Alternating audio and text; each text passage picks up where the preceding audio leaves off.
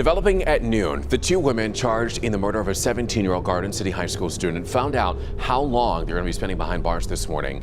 But before they learned their sentence, they had to face the family of Reginald Robinson. Local 4's Coco McAvoy joining us live now from the Frank Murphy Hall of Justice this afternoon. And Coco, what was their sentence? Good afternoon, Evrod. Both will spend more than 15 years behind bars. Sharnia McCoy and Erica Osburn both took a plea agreement, so they were sentenced according to that. But first, as you mentioned, they had to face the victim's mother. This is case number 17-004155. Sharnia McCoy and Erica Osburn appeared in court today to be sentenced for the murder of 17-year-old Reginald Robinson. She's seen on surveillance video driving her blue Ford Explorer and doing a U-turn to put the car in a position where her passenger could take aim. The shooting happened last February at a store on Detroit's west side. Police say Robinson laughed after someone made a comment about McCoy and Osburn's bodies. Then McCoy pulled up in an SUV outside of the store and Osburn pulled the trigger, killing Robinson.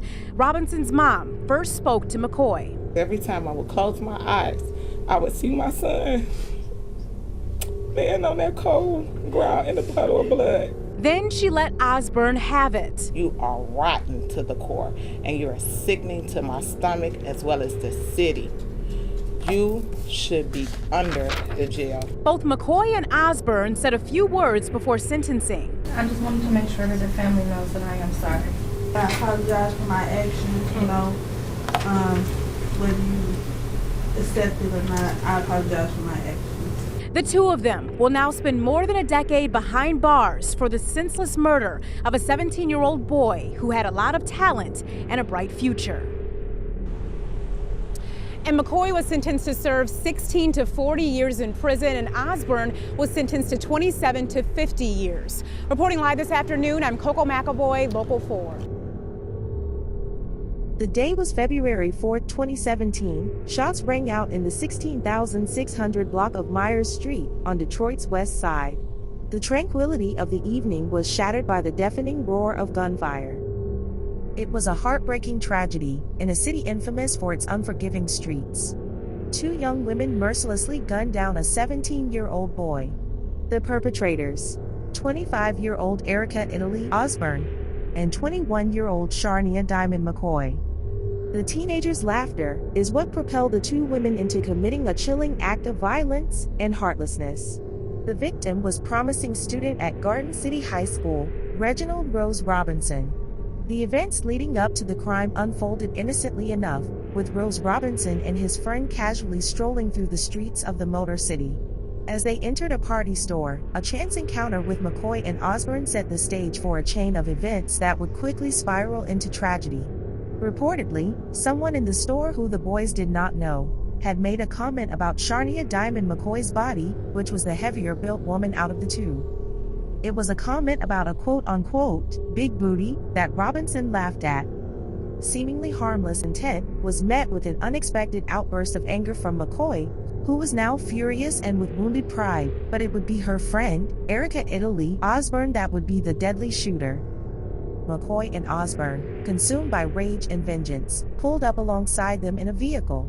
The two women were in a black SUV, and as McCoy drove up, Osburn fired her gun from inside the vehicle, fatally wounding Robinson. News articles quoted the comment as, "Damn, she has a big booty."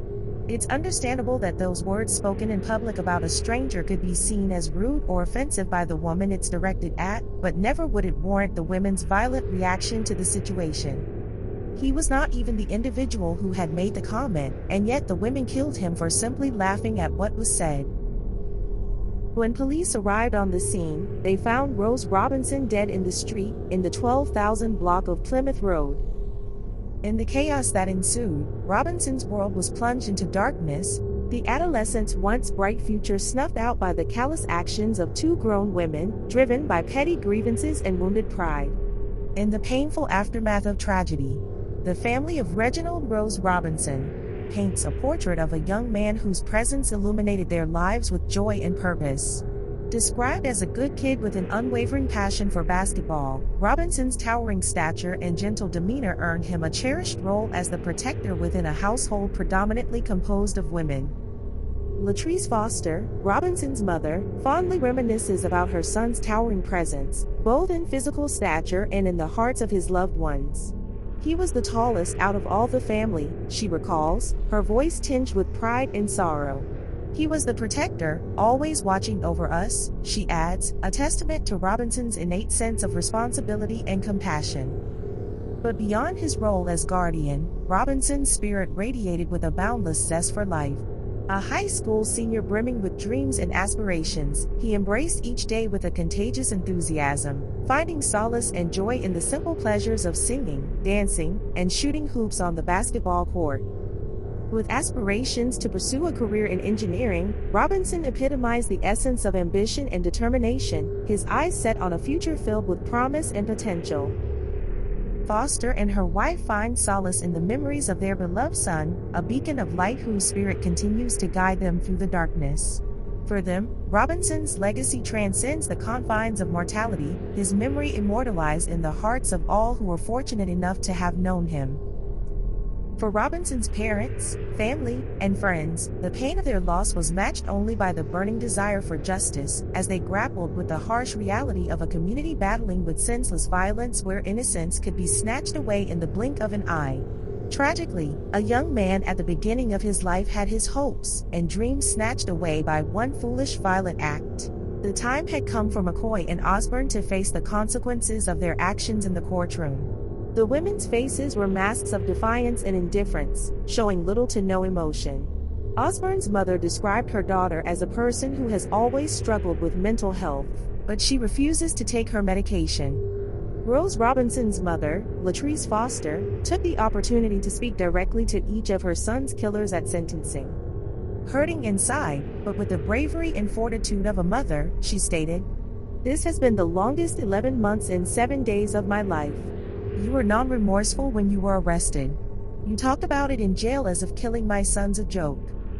Her powerful words reverberated throughout the courtroom, shining a spotlight on the true extent of the lack of empathy shown by her son's murderers.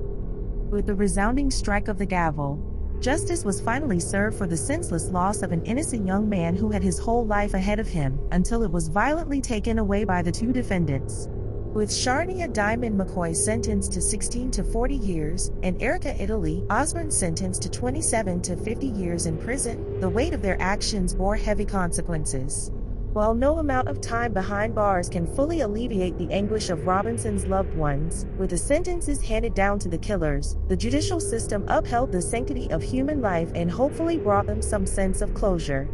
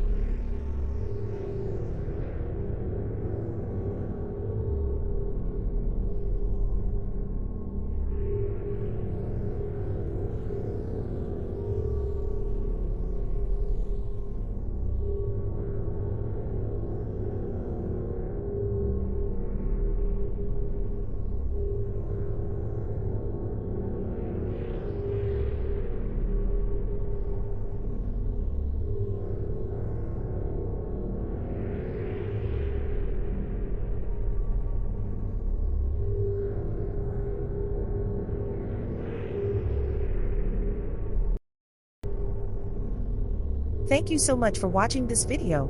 Please, don't forget to click the subscribe button. If you enjoyed this video and you want to see more true crime videos like this, and want to show your support for my channel, please sign up now and join the Popular Bosses True Crime community on Patreon. You can also help keep this channel growing by donating with Cash App or PayPal. All of my links are in my channel description. I truly appreciate all of you who have been watching my content, subscribing, commenting, and liking my videos. Goodbye for now. We'll meet again on the next episode.